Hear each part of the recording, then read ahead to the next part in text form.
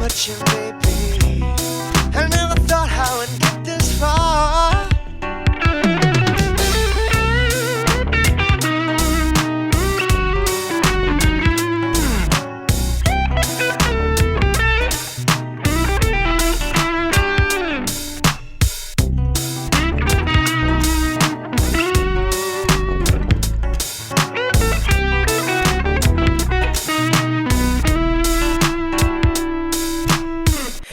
Me, Chris Pratt.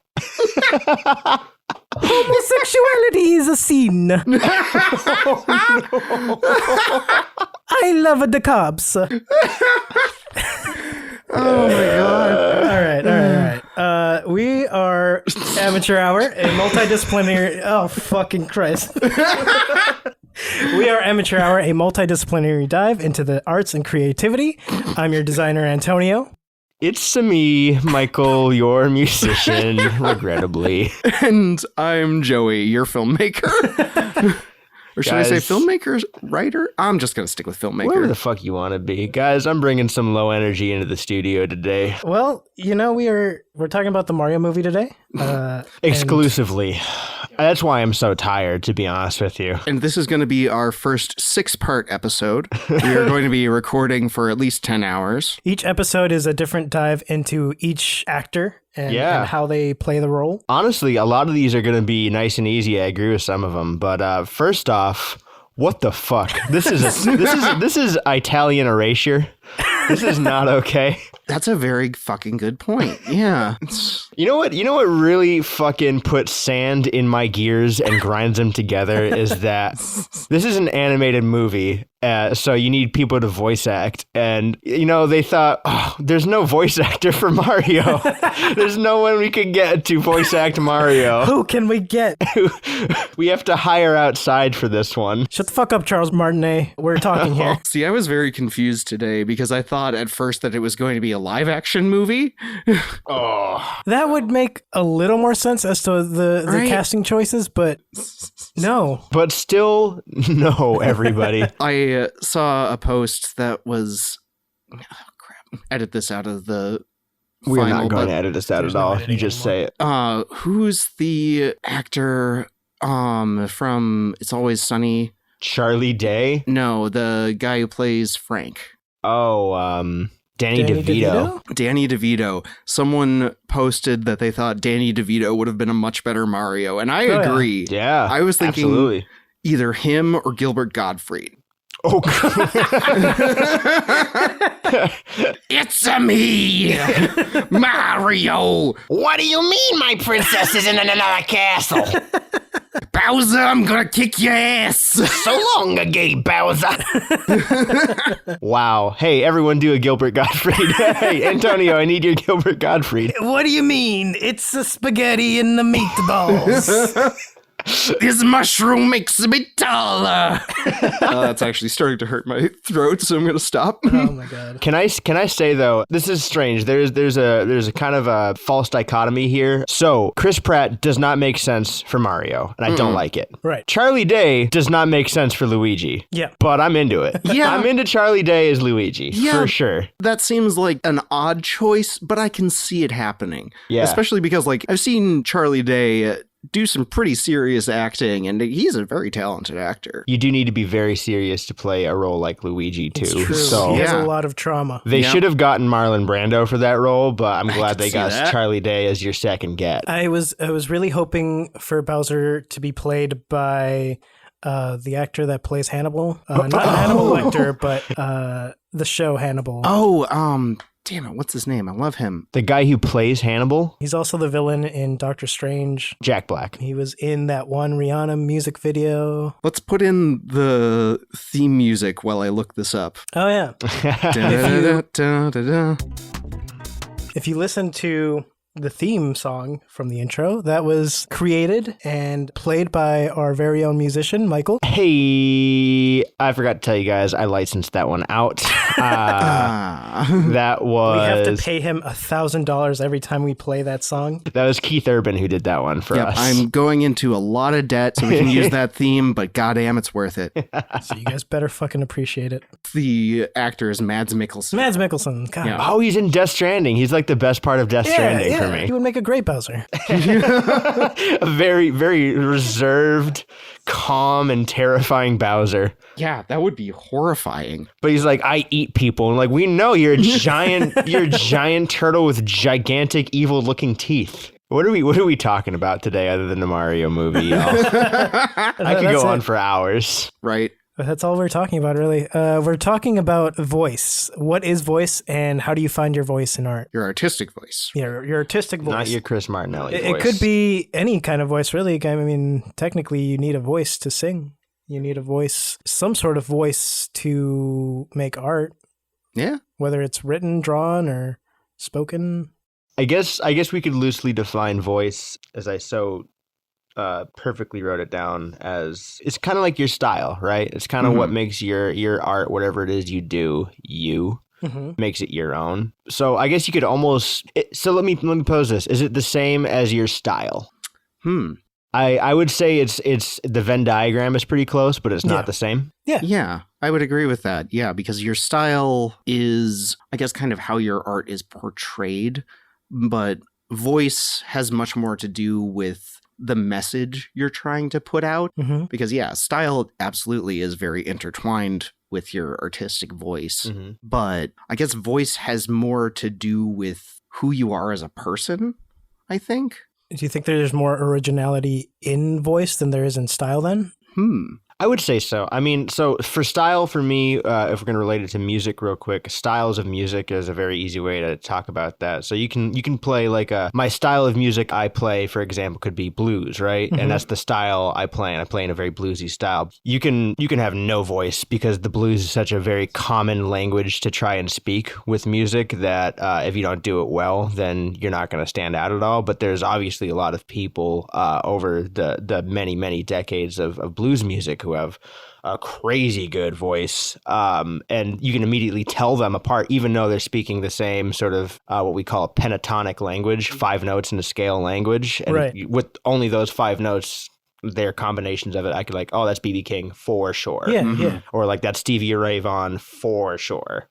And instruments, I'd imagine too, right? Like if there's a specific instrument that an artist uses that they made into their brand, as soon as you hear it, you're like, oh, that's this person.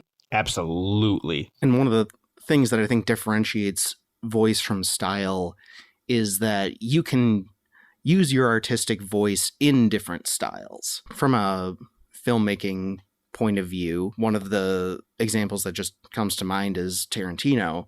Like, pull up any Tarantino movie, and it's really easy to tell that it's a Tarantino movie, but he's gone through different film genres. So, like, it's different styles of movies, but his cinematic voice is still the same. So, yeah, I feel like your voice kind of is more inherent to who you are and what you're putting out.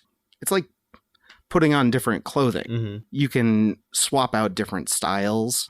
You can experiment with different things, but the person trying those clothes is always going to be the same. Exactly. That's a great analogy. Yeah. I like that. I'm smart sometimes. That's not almost poignant. That was very poignant. Thank you. Damn. Okay. Yeah. No. That makes sense. You heard it here first, folks. That was a great analogy. If you want to hire me to speak, I will do it for any amount of money or tacos. Ooh. What's the exchange rate? Well, honestly, I feel like the best tacos that I've ever gotten were like 50 cents a taco. Absolutely. So, like, yeah, 2 tacos per $1. It's a fair exchange rate, I think. Yeah. Anyway, I'm sorry. Antonio, how do you think style and voice relate to more of a visual art medium? Since I would almost always defer to you in these kind of things. It's tricky because oftentimes you'll see artists that have a specific style, but a lot of times that style can be a culmination of other styles. So it's not really unique to them. I'm trying to think of some examples. Like, let's say you do a lot of etching and cross-hatching. That is a specific style, but it's not unique to you. Whereas if you use condoms as a medium and you make art with condoms, that's a bit more of your voice, I think. It's such a blurry line though, like now that I think about it, with visual art specifically. So I guess I don't really know. Yeah. Part of style definitely is like the tools you use, but the voice part of it is how you use them. Yeah. And like I'm just thinking of like comic illustration, usually the same characters that have been around for almost 100 years. But then seeing how different people portray them or draw them, and you see their individual style and also a bit of their artistic voice. Right. Yeah, I feel like the voice part of that is the thing that other people can't replicate. Yeah, it's very unique to the individual. Yeah, absolutely. And I Yeah. think it has a lot to do with a lot of their background, specifically how they grew up, what they're going through in life, just experiences that are unique to that person that can't be emulated. So someone going back and getting inspiration from that artist isn't going to replicate that voice, even though they may be able to replicate that style. Yeah. Yeah, absolutely. There's a good example I can think of in music too. I was talking briefly about Stevie Ray Vaughan earlier, who is a really, really good blues guitarist, and he idolized Jimi Hendrix growing up. And one thing that's uncanny listening to sort of their music back to back is that Stevie Ray Vaughan really emulated his guitar sound after Jimi Hendrix, like literally the sound that came out of this amp. They both used Fender Stratocasters, and they both had a lot of high gain and stuff. But the end of the day is sometimes I hear Stevie Ray Vaughan and it's like, that's pretty much a Jimi Hendrix line right there. You could be almost playing it lick for lick and it's still like very much Stevie Ray Vaughan. So the idea of your voice coming through, I think you can be saying anything with your own voice, but it's going to be, your voice is sort of very unique to you. Yeah. Even if the style is something that's been done before. I guess, do you think that fledgling artists have a voice immediately, or do you think that's something that develops over time? Do you think that you have to kind of work for that voice? That's something that I'm still kind of figuring out right now, because I personally don't feel like I have a voice yet. I have tried so many different mediums and so many different things, and I still can't find any consistency in everything. I'll look at some illustrations and I'll look at some 3D modeling that I've done, and there's no like consistency between the two. So I guess if I went back to my old work and tried to find a connecting line leading up to my work now, it would be very hard, if not impossible. So I guess it's hard to say. I think it's different for everyone, for sure. Absolutely. I think there's a lot of artists that you can look at that have a very specific style, and even though their art will change over the years, you can still tell that it's them. So I guess that's a very open-ended answer.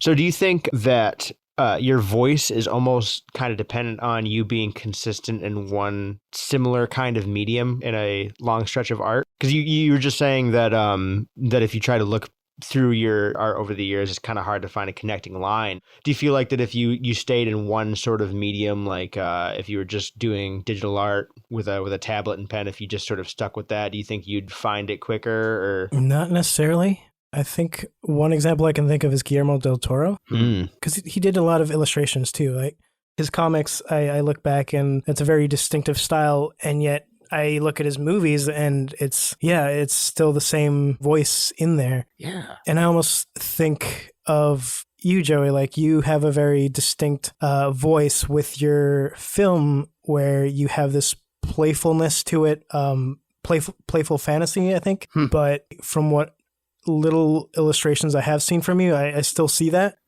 So yeah, it's hard to really pinpoint what contributes to that. Thank you, first of all.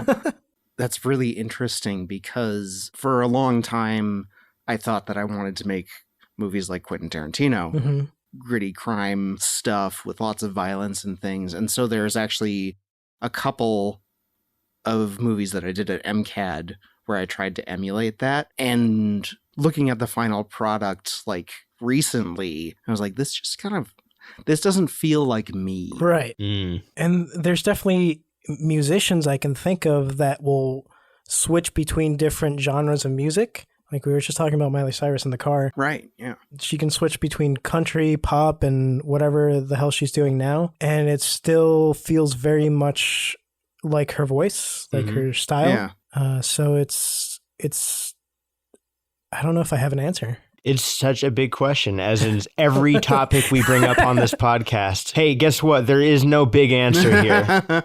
Nothing means anything, and we're all going to die. The points don't matter. Yeah. There is no right answer for art. No, right. And I don't think it's our job to pinpoint everything either, but it's definitely good to think about. And a lot of the stuff I never really thought about before.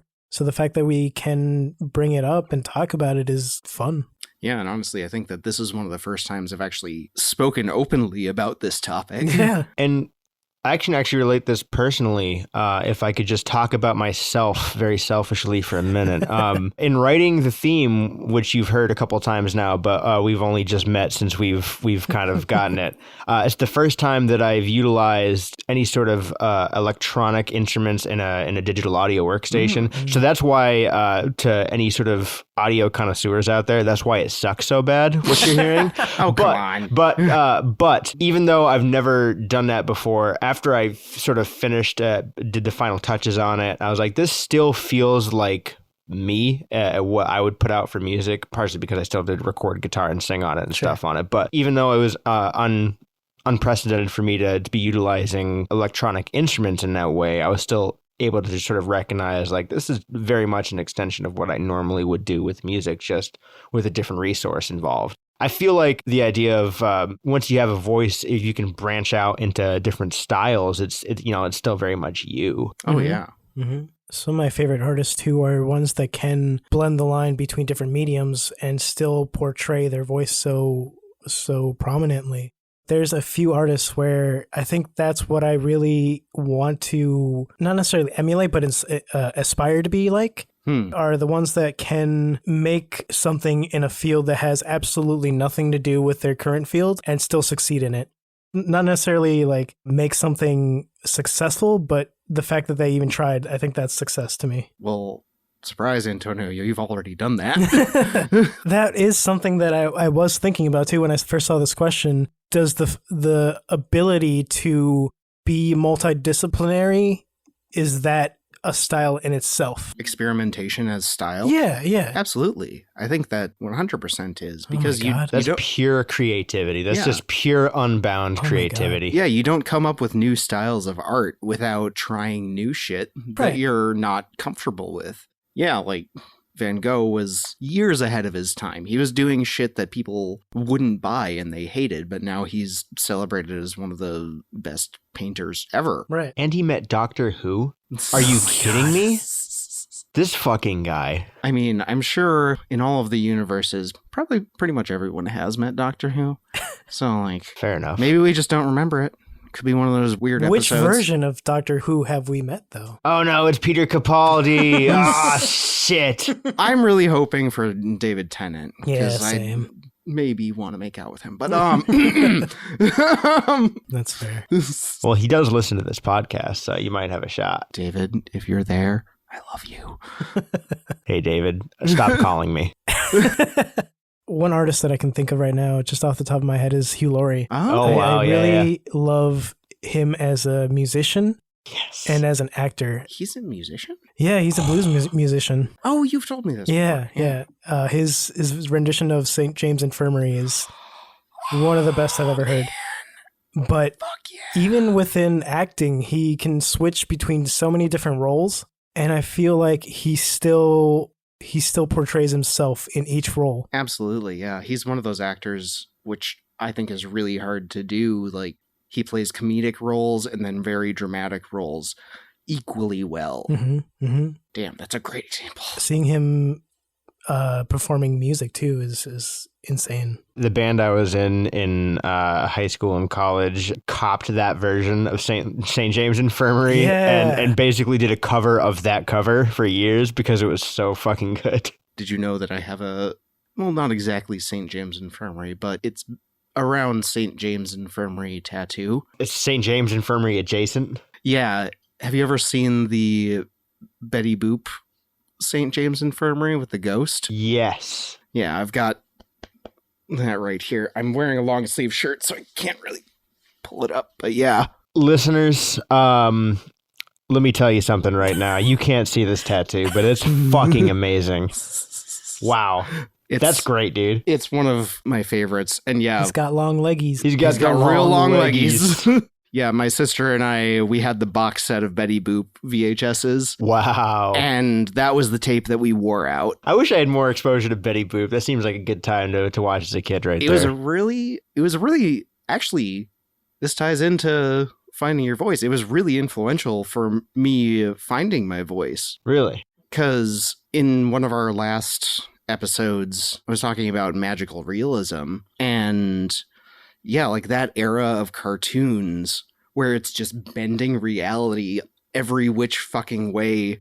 I remember as a kid wishing that like I could just stretch my limbs whenever I needed to like, yeah, step over things or like dodging something by just like grabbing your torso and pulling it up.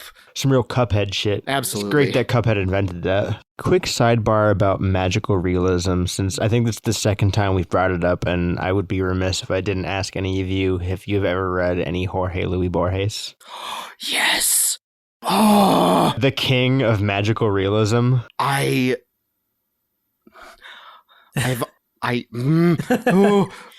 You've always wanted to talk about ficciones, haven't you?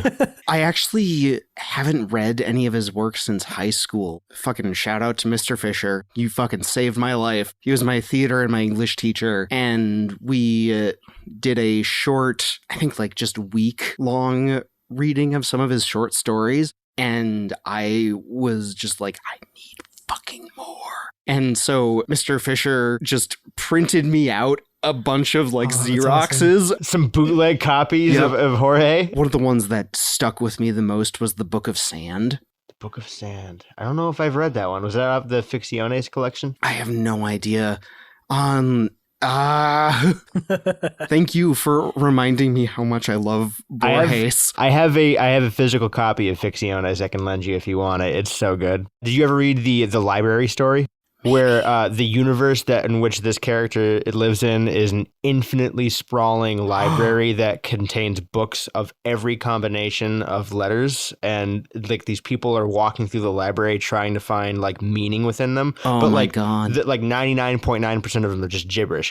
Every book is every possible combination of the letters they have. So like you just open it up and like, oh, there's the word the in this page right here. Yeah. So like there's entire sects of people walking through this infinite library where people just live, like they just live in little cells. So it's like the Monkeys on Typewriter. Yeah, thing, but expanded quite a bit. An extreme. But that's the really cool thing with magical realism and how he approached it too. He would have these really just wild ideas and then sort of expand upon them and write a story in a very concrete and very almost matter-of-fact way. Yeah. And sort of the juxtaposition of these, like this wild idea and the very like, well, this is how I live my life day to day, and this craziness is just a really cool voice by Mr. Borges. You can always tell it's him because there's just some crazy bullshit going on. Yeah, his writing is very grounded in reality, but the concepts are so way far away from reality. Yeah. That's world building. Yeah. That's world building, baby. Yeah, that's how you do it. So when you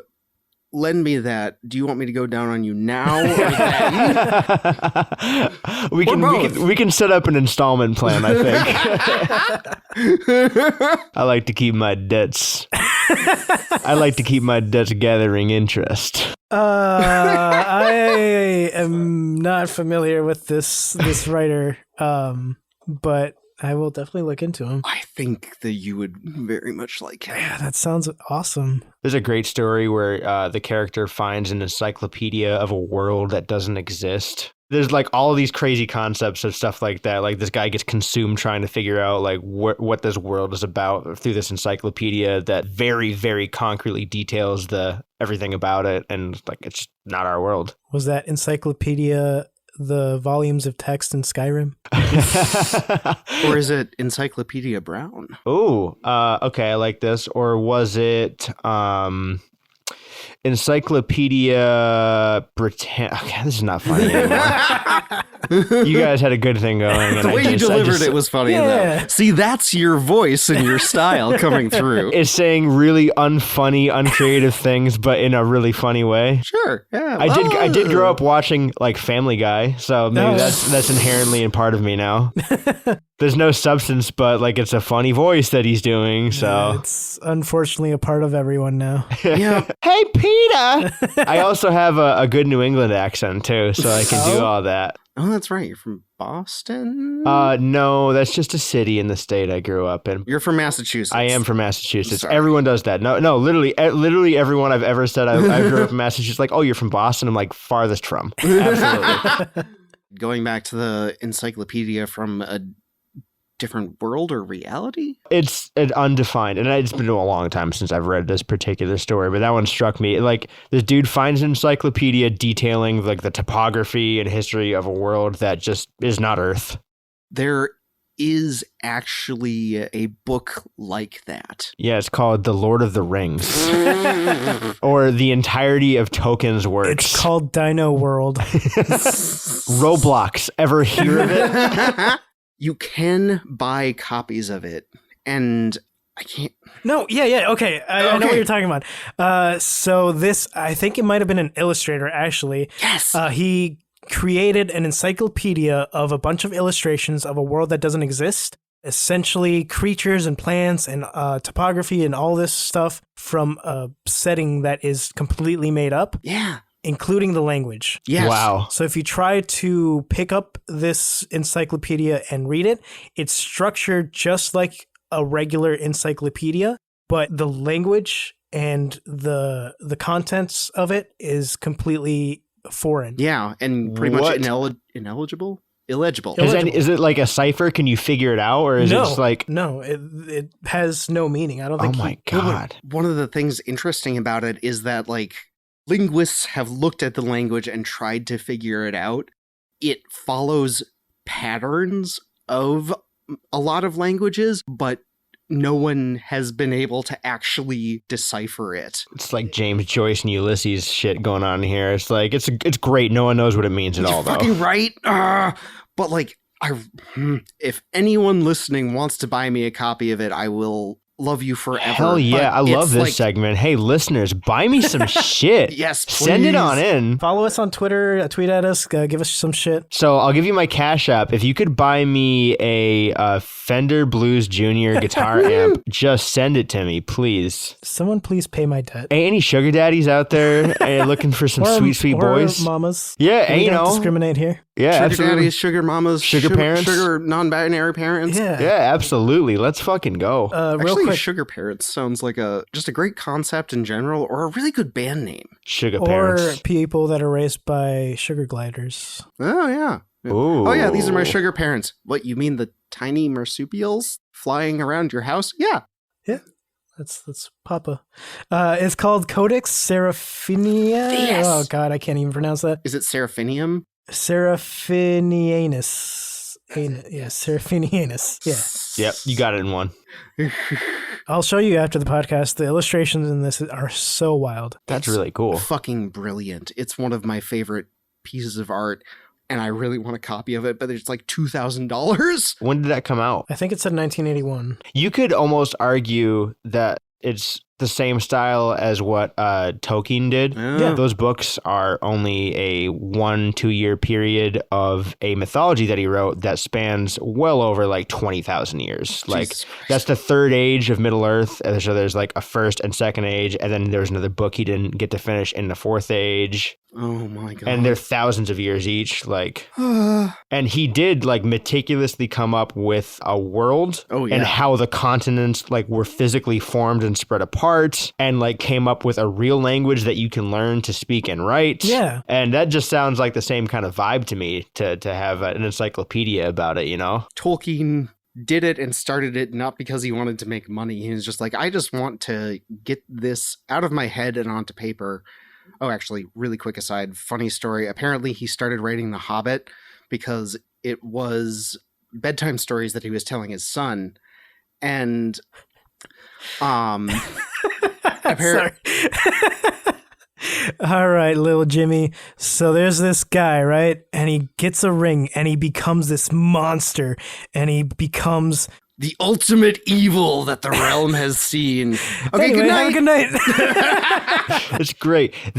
Frodo almost dies and almost becomes a white, and then they bring him back from the brink of death so he can have a death march up to a volcano and still almost kill himself and his best friend. Did you brush your teeth? Yeah. What? But Sorry. no, you're good. But yeah, apparently it started out as him telling his kid bedtime stories that he was just making up about, Middle Earth, which eventually became the story of The Hobbit. But apparently his son, the little shit, was like, well, last week you told me that the tassel on this one character's jacket was blue, and now you're saying that it's gold. Well, which is it? And so apparently J.R.R. has been quoted like storming away from his kid's bed, saying something like, the little... I bet it was fucking Christopher Tolkien, because that guy's a fucking dickhead. Why is that even funnier to me? He's just like, a fucking piece of shit. I'll show him. He's just like, I'm gonna write down all of this and get all the details. You want me to get really specific? How about I would devote my entire fucking life to it, huh? Okay, you want my child? You want to know what the color of his tassel is? Well, I'm gonna go into the history around the next 100,000 years. The history of how tassels were made, you piece of shit. All right, real quick. This is the Lord of the Rings podcast within our podcast. So here's something wild, right? So what race is Frodo? He's a halfling. He's a hobbit. Isn't he? He's a hobbit, right? Halfling, right? What race is Gimli? He's a dwarf. Dwarf, yeah. Aragorn's a man. So here's the wild part. What race is Gandalf and Saruman? I know this. He's actually not anything at all. He is the embodiment of something portrayed so that the people of that realm have something tangible that they can see. Yes. What? They were sent him, Saruman, and Radagast, and then two blue wizards we never see because they're not in any of the books, but they were sent down. They were sent down as agents of this god to aid the people of Alda, the world, and then eventually help them in their fight against Sauron. Wait, so he's a fucking angel? Yes, He is so do you remember at the end, or actually at the end of Fellowship where he dies and then he's back in Two Towers and he's like, I stood on a mountain after I died and every day was like an entire age of an earth, and then I came back and I was a white wizard now. Yeah, that didn't make any sense, right? Because that's not what a human would do. The books say he went back. The god was like, yo, that was dope what you did. Gonna send you back. You are now the white wizard because fucking Saruman fucking it all up. And you get to be the cool white wizard now. So go fucking figure it out. Help these guys. You can come back and chill in eternity. He is the modern day Jesus. He is. Yeah, he really martyred himself. I only discovered that like a week ago, so that's the only reason I know. Hell yeah, it blew brother. my mind. Hell yeah. Really quick, filmmaking nerdy, me nerding out about Lord of the Rings. The helmet and he... No. That's like 10 minutes of content you just killed right there, man. No, but when Aragorn, Gimli, and Legolas encounter Gandalf again after he's died, they actually had Ian McKellen and... Damn it, what's the other actor's name who played Saruman? Oh, Christopher Lee. Christopher Lee. Rip. They actually had Ian McKellen and Christopher Lee read the same lines, and they combined their two voices so it would be more confusing, so we wouldn't know if it's Gandalf or Saruman. Because he says, like, I am Saruman in a way, because I am what he should be. Okay. Real quick. Okay. The first day Ian McGregor started recording, he did one take. Ian McGregor? Ian McGregor. Ian McKellen? Ian McKellen. Is that Conor Gandalf? McGregor? Oh my god. Ian I'm McGregor, sorry. or Ewan McGregor is the guy in Moulin Rouge. Ian McKellen is Gandalf. Famously Obi-Wan Ian McKellen. Kenobi. Hold on. You think of him as a Moulin Rouge guy? I think Yes, it's an MMA because- fighter. Yes, Yeah, because that's Conor McGregor. Oh my fucking. The point I'm trying to make is. God damn! this episode's going off the They rails. should all fight, and we should figure out who would win. My bet is on Ian McKellen, even though he's like 80. Yeah, good choice. I don't even know what I was going to say anymore. Let's take a break. Okay. Stay tuned, folks. Or don't.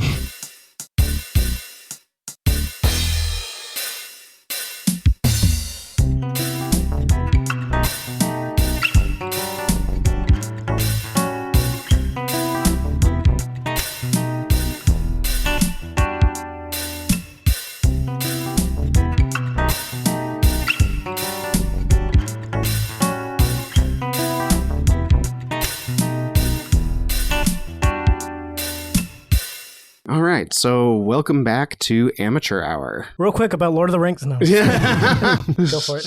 Yeah, coming back from our very long divergence into Lord of the Rings and other things. Our title is going to be Lord of the Rings and Other Things, by the way. Finding your Lord of the Rings voice. Oh, but something that I have been thinking about since this topic was brought up, the topic of finding your voice. Mhm. I think a lot of people when you're like trying to figure out your artistic voice and struggling with figuring out who you are, especially as like a young adult and first realizing that, oh wait, yeah, I can do art and I like doing art. I feel like a lot of finding your voice is finding what you like Mhm. and finding out what you like to make. Like when I was first getting into filmmaking, I felt like an imposter because I felt like I was just imitating other artists that I liked. Right. But I believe, at least, that a huge part of finding your own voice is imitation of what you like and then figuring out from what you like making. Well, I don't remember who said this, but I always come back to it, and it's children essentially make the purest form of art. Oh, And yeah. that art will always be what we strive to achieve. And I think it has a lot to do with their unapologetic self and how they portray themselves and how they act and how they do. And I feel like that's what a lot of art tries to emulate, is that innocence and that purity, I guess, with their art. Is it because it's like creating art without imitation? Yeah, creating art without imitation, without any other outside influences, really, Yeah. is those first, I think it was like first 3 years of life, something like that. And I feel like that is something that a lot of people try to emulate. I don't know if there's a point to that, but Well, it's a really interesting point, though, because like kids are so unburdened with like expectations of what their art should be, and they Right. just have this sort of like they're just making what they want to make in that moment with, like you said, no outside really influences. It's a really interesting idea and something I'd never really thought of before when like trying to make something. I have so many like different frameworks in my brain when I try to start making a new song or something like that, and it's so rare to try to make something just completely off the cuff and what feels good in that moment, you know? let me ask you this. Do you have the same thought process when you're creating music as I do, where it's like, has anyone done this before? And if so, how can I do it differently? I have a very related series of thoughts because music there's only 12 notes, you know, so you start making a chord progression, and like for me, I'm always thinking like, this doesn't sound exactly like something else, right? Like the first things first, this isn't like this song that I'm just writing, which our intro totally wasn't exactly KK Slider to begin with, and I had to change some things to make it not KK Slider. So to your point, yeah, when I'm starting to think about something, like in a way, I'm thinking, has this not been done before? I'm thinking like, I'm not ripping something off completely, because we did have a big extensive talk about influences in our art and how things we consume sort of make our way into our art, which is, you know, necessary when you're making art. But sometimes it can also, oops, I accidentally wrote the song I like. Oopsies. There have been several times where I've been telling someone about a story idea that I have, and they're like, but wait, that's this movie. There was one time where I was really excited about an idea for a script for like an animated movie, and I was telling it to a friend, and they were like, but wait, that's the Brave Little Toaster. Oh, no. And I was just like, fuck, you're right. You even wrote him going to Mars. The main character is going to be a toaster. Oh, shit. But wait, it was a toaster oven this time. I got this great idea, this little monkey in a yellow suit. He's so fucking curious. Paddington. No, but it's super easy to fall into that too, where you're like, this is such a great idea that I totally fucking stole. But Yep. I also hate how that forms its way into the way we talk about art too. Mm-hmm. The way we talk about any sort of media is comparing it to other things, so much so that it becomes the only defining factor. Yeah. You mentioned it's like Dark Souls. It's like, no, there have been other things that came before Dark Souls. Like, it doesn't have to be this one thing. And I feel like that kind of limits the descriptions of art. Oh, absolutely. And bringing it back to, like, your voice, that's something that I find frustrating, especially in film. Like, you can tell pretty much the exact same story, like, have the same story beats, have the same kind of plot. But if you tell it with your voice, Yeah. it's still going to be a different story. Right. I'm sure that there's someone out there who could tell the same basic story as Twilight, and it would actually be a really compelling narrative. Mm-hmm. Not to shit on Twilight. I know it means a lot to a lot of people. Well, no, we're not going to go there. Especially with stories and stuff. I mean, the hero's journey got laid out how long ago, and how much can you apply it to every story you read generally? Yeah, absolutely. There's And only 12 notes. There's only one hero story. yeah, exactly. It's all about how you tell it, and there's certainly exceptions to the rule. There's even musicians who use microtones to get out of that 12-note thing too, where they'll find like a note in between two notes. That 12-note thing is an entirely Western idea. Yeah, I was gonna say I'm not really familiar. Is there really only 12 notes In popular music today, in Western music, there are 12 notes on the keyboard. You know, C to C, there are 12 notes in between. Gotcha. And those aren't the same as chords, right? Yeah, chords are notes stacked on top of each other. Oh, okay. We'll get to a music theory episode at some point where it'll be the Patreon episode where I just like have a guitar, we get really stoned, and then I show you how chords are made, and you'll be like, my God. But I'm pumped for that. in other cultures, like Chinese music and Indian music specifically, use what we would refer to in our sense of what music is as microtones, which basically just extends the range of notes. So to our ears, totally raised on the 12-note system, which is it's huge topic. This which I'm just grazing the surface of. But when we tend to hear these microtones, they sound out of tune. They sound bad to us. Okay. But to this culture, that's just a note that they use, and their ears, they've heard this music all their lives, and it just sounds like the songs they know. Oh my God. It's so hard to describe without literally an instrument, because I can't faithfully recreate a half step and then a quarter step with my voice for you all. But a couple things. That makes sense. I know there's a lot of Mexican musicians that I grew up with where I hated their vocal quality because it sounded off tune to me. Mm-hmm. And now that I think about it, to I guess a Western audience, something like that can be perceived as off tune. But to someone who grew up with that all their life, they see that as a beautiful form of expression. Absolutely. Yeah. And I also am thinking of like experimental music and experimental sound. How would you define that? How would you categorize that? Because I feel like there's a lot of controversy with that, where people think that that's not real music, but it's still a form of sound making. Yeah. So much of our conceptions of what music should be is so influenced about white classical music composers of the 17th century and 18th century. the music theory rules that they wrote down are almost verbatim still taught, like in textbooks today for classical music students. Like the chords we hear are all based off of the 12-tone equal temperament system, which is a big topic, but which is the 12-note system that we use today. Western music and its influence across the whole world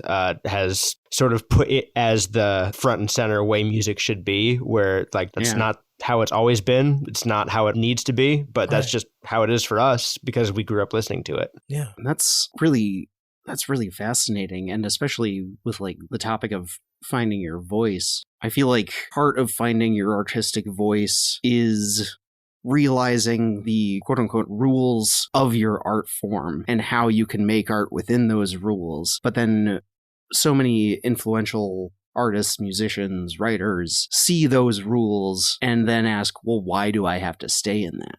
It's funny that you bring that up because that's kind of the only thing I remember, or the only thing that really stuck with me about MCAD. They teach you all the rules so that you're able to break them. Yeah, absolutely. And I think that applies to a lot of art making. Absolutely. When a teacher would tell me, like, okay, for your final project, you can do anything, just don't do X, Y, Z. In my head, it would be like, well, I'm going to do X, Y, Z. And I'm going to do it well in a way where you can't be mad at me. Yeah, and that's how forms of music like, what is it? Like Viking country or Viking pirate music, something like that. Oh, hell yeah. Yeah. Sea shanty covers of popular music. Yes. Yeah. Well, just like wild that collabs like that. Right. It's stuff that you wouldn't really want to hear, but they do it and they pull it off and it sounds great. Mm-hmm. Like, yeah, things where like you see the description on paper and it's like, well, that sounds awful. And then you actually hear it and it's like, well, fuck. Right.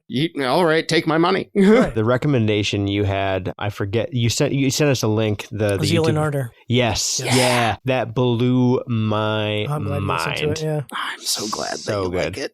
Oh, they're one of my favorite bands. Everyone listen to Zeal and Ardor. Give them your money. Yes, Yeah. please, God. And that actually brings me back to something I was thinking about earlier. One of the most prevalent things to do, especially in music, like when you're just starting out, is to do covers of the bands that you like, the songs that you like. And by adding your voice to it, you're making it your own.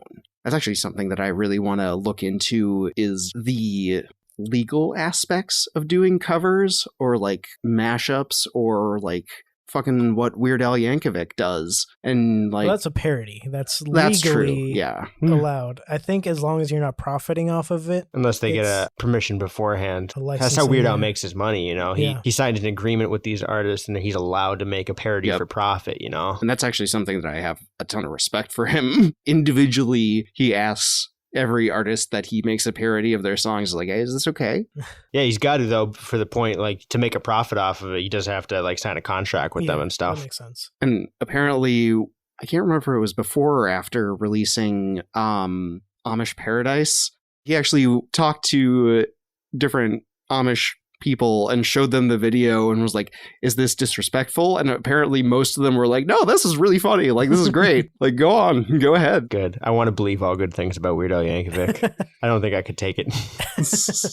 Do you not like Weird Al? No. I want to believe that Oh, Weird Al is believe. good at heart and wholesome, and I don't know if I can handle it otherwise. Yeah, I don't like him, but I respect him. Like, I Fair. don't like his Very music, fair. I should say. How I about his respect him. storied film career in one movie called UHF? I have not seen it. What? You haven't seen No. Weird Al's movie? So Weird Al has starred in one movie, and this is early in his career, so it's still short curly hair mustache Oh my Weird God. Al. He and a buddy, he plays a character whose buddy and him inherit a defunct UHF television station, Oh my and they are God. responsible for the entirety of the programming of the station, and hilarity ensues. It's so good. This is now a UHF fan podcast, and Oh, but I suppose the question that I wanted to ask with this is, do you consider like imitating other artists' work a part of finding your own voice? oh, absolutely. I would like you to speak first because I can. This is a topic that is very intrinsic to what I do. Yeah, I was just going to bring up fan art. Like, that's such a Oh, yeah. defining trait for a lot of illustrators that I know. They'll take popular pop culture, I guess, that they really enjoy and kind of put their own spin on it. Yeah. That's almost entirely the process of how writing and improvising on guitar works. Before you can just go out there and just start ripping it up, you have to learn a song first. You have to learn a solo first. Take what you like from it, steal that, steal the lick, steal the motifs that you really like from it. Start to alter it a little bit, and it doesn't take a while from a stolen lick that you've altered to become something totally new. But that's the way it works when you start to learn music, specifically a solo kind of instrument like guitar. Is you gotta learn and steal and totally just cop some stuff you like first, and then slowly start to literally change a note at a time until it's something different. After a while, you've internalized the things that you like, and you start to just pull it out. Yeah. You've stolen so much work that it kind of becomes your own. Exactly. Absolutely, yeah. I know that I had, like, in film school, I felt like I wasn't making anything that was uniquely my own. It was just kind of like, imitation of other people's work. But I feel like I only realized this like a year ago, that literally the only people who are making something 100% unique in an art form are the people who invent it entirely. So like in filmmaking, the only people who made something, in my mind, that was 100% original filmmaking were the Lumiere brothers, who invented the movie camera. And also, fuck Thomas Edison. I am putting my foot down and making a hard stance on that. I hope he rots in hell. Hell yeah. I love this new direction we're going in. Fuck Thomas Edison. Hell yeah. But like in music, I think probably the only 100% original musician was the first person to like, bang two rocks together and realize, hey, that makes a cool sound. I'll never be good as the old masters. Krog. Playing the ribs of the Stegosaurus. That does date me as a creationist too. Man existed, the dinosaurs, deal with it. This is a very quick tangent, but maybe the first musician was Kane when he bashed Abel over the head with a rock. And he was like, that beat was sick. Let me do it again. Oh my God. Michael, you mentioned how covers is a big part of how you make music. Can you elaborate more on that? Yeah, well, I mean, when you're first learning an instrument like guitar or really anything else, you really have to start by playing other people's written music. That's literally how you learn the technique of how to play the instrument. I mean, I'm sure there are some examples out there that I can't really expand upon where people just pick up an instrument and just start to play music that sounds good to other people without really having that outside influence, but that practically doesn't exist. You learn the technique of playing your instrument by playing other people's music. No one can just start playing their own music right off the get-go, you know? But how do you do the same with like physical voice? Ooh. I mean, everyone's voice can pick up a different timbre over the it's the same way people do impressions. People can sing in different ways too. I mean, the singer from Fall Out Boy grew up listening to Whitney Houston and Michael Jackson, and you can definitely hear that in his voice, that sort of affectation in his voice, you know. Your voice can be as versatile as any instrument you can physically play. Just the fact that you can do an impression of someone like a Michael Jackson or any other big vocalist out there just shows how, you know, your vocal cords are a muscle that can be worked out. You can pick up those little vocal runs that you do and incorporate it in your own voice, and it's hard to say what is your own actual like singing voice itself, because you try to imitate so many other people after a while that it's hard to tell what's an affectation and it's what's you know. Isn't there a way that you can kind of like, I guess, use your diaphragm more than your throat, and that kind of emulates your actual voice more than? That's the proper way, the proper like singing technique to avoid damage to your vocal cords if you're really gassing it up. The woman I play with in my band, Sullivan Fox, is a vocal teacher, so she's really opened my mind about how this works and stuff, especially when we record and stuff. It's a lot to do with your posture. There's a lot of like mental things, like imagine the sound resonating in the middle of your head, and there's a lot of different things that can line up. when they all stack together, they prevent damage to your throat. Because if you just sort of really just start laying it out there like Metallica style, like he had to learn to do this later because he was starting to develop problems in his throat. Like you can damage your vocal cords if you sing too much without proper technique. And I'm talking at like long periods of time. Right. You know the band Survivor who did Eye of the Tiger? Yeah. That singer can't sing those songs anymore because he developed throat polyps, which is a common problem for singers who aren't singing with proper technique. Damn. Because your vocal cords are just rubbing together when you're making noise.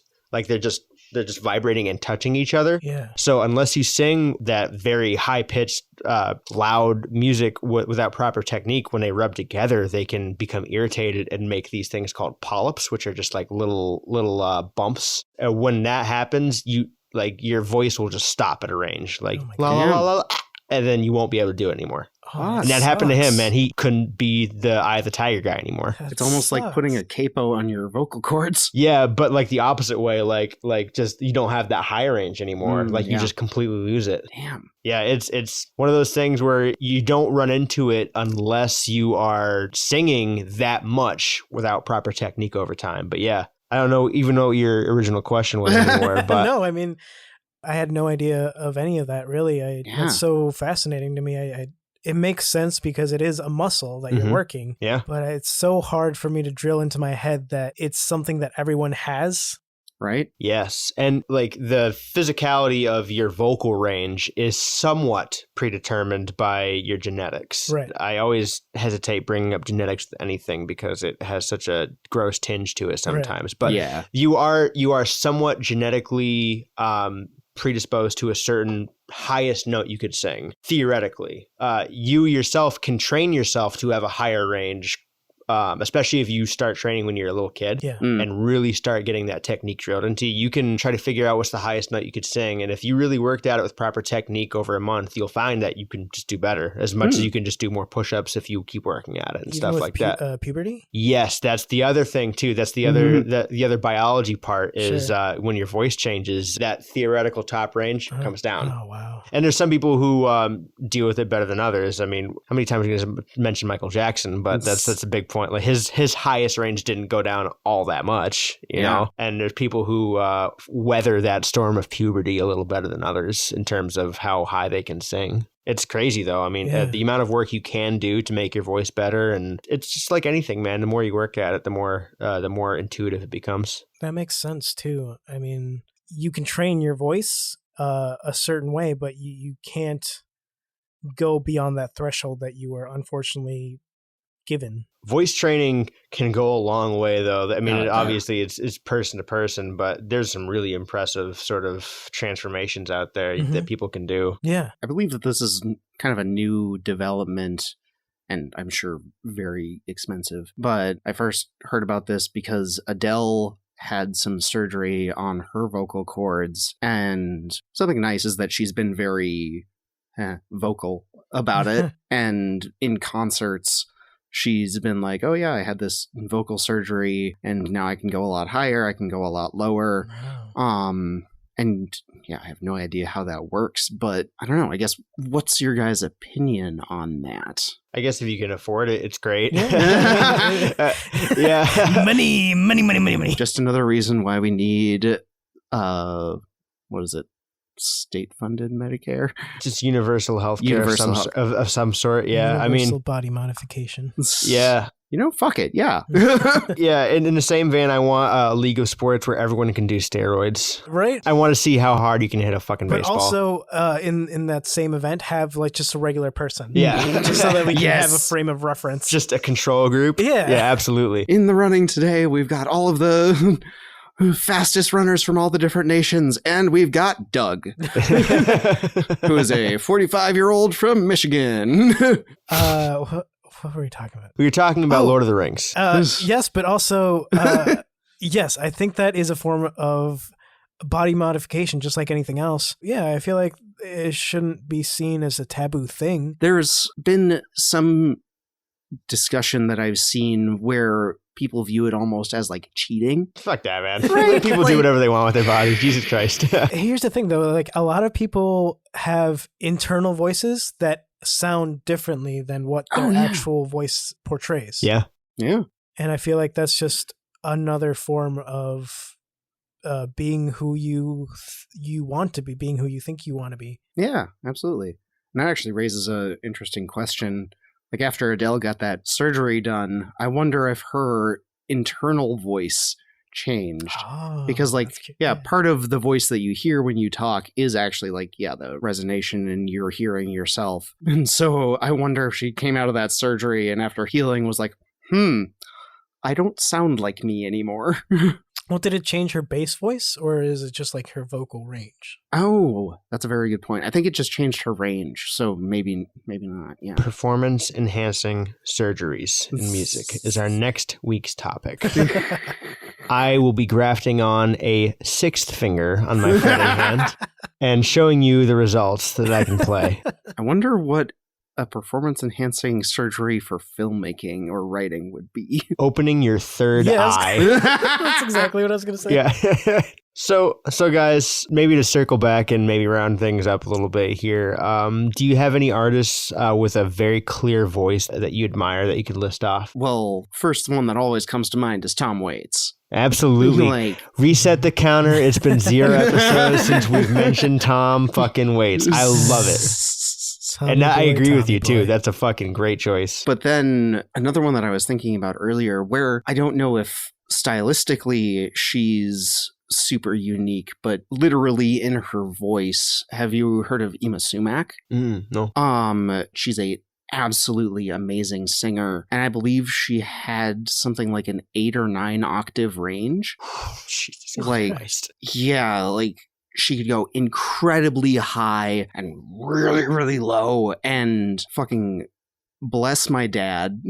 Shout out to oh, let's cut that out. I don't want to name him by name. What's up, Daddy? Oh, don't. Do not call my father Daddy. Yeah, I didn't even call him Daddy.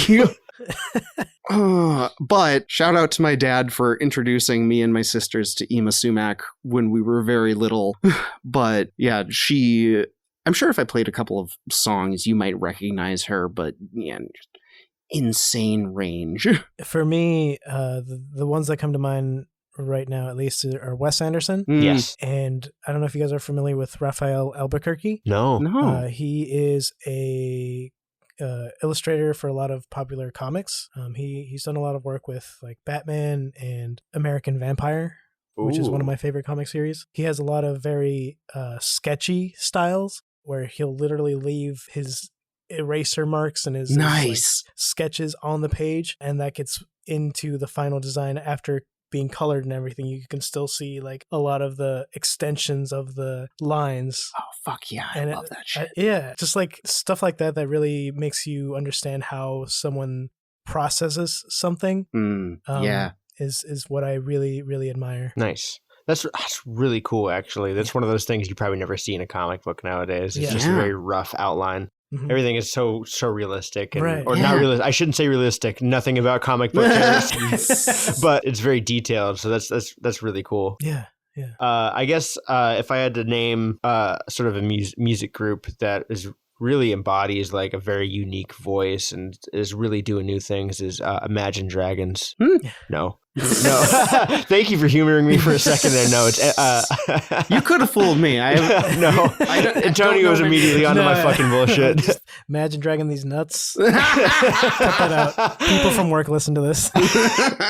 No, bands that come to mind though are like MGMT. They're one of those bands that are always doing some weird fucking shit. Oh yeah, but it's very, very definitively them. They definitely changed pop music for sure. They launched like Electric Feel and fucking Kids and stuff, and they were like, all right, we're never going to put out that poppy of a hit again. Yeah. Well, they've put out somewhat poppy hits, but nothing like that, because like their music up until that album there was like really, really experimental and fucking weird and shit. Well, I'm sorry, I saw them before they got really big. You saw them before Kids? Oh my god. How old were you?